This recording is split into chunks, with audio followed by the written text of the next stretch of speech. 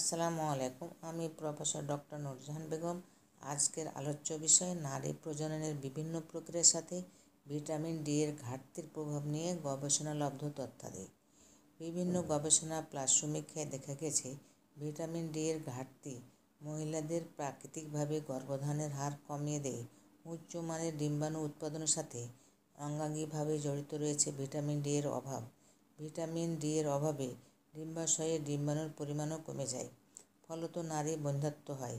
ডিম্বাণু নিষিক্ত হওয়ার পর জরায়ুতে ভ্রূণ প্রতিস্থাপনায় ভূমিকা রাখে ভিটামিন ডি। ভিটামিন ডি এর অভাবে এমব্রায়ো ইমপ্লান্টেশনও ক্ষতিগ্রস্ত হয়।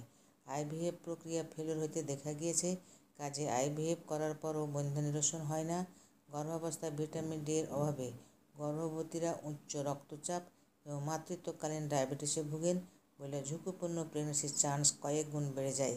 শরীরে ভিটামিন ডি এর অভাব হলে গর্ভধারণের সময় শরীরে জটিলতাগুলিও বৃদ্ধি পায়। উপসংহার: প্রি প্রেগন্যান্সি কেয়ারে ভিটামিন ডি লেভেল নির্ণয় করতে হবে, প্লাস প্রয়োজনীয় চিকিৎসা দিতে হবে যাতে করে ভিটামিন ডি এর অভাব পূরণ হয়। আসসালামু আলাইকুম।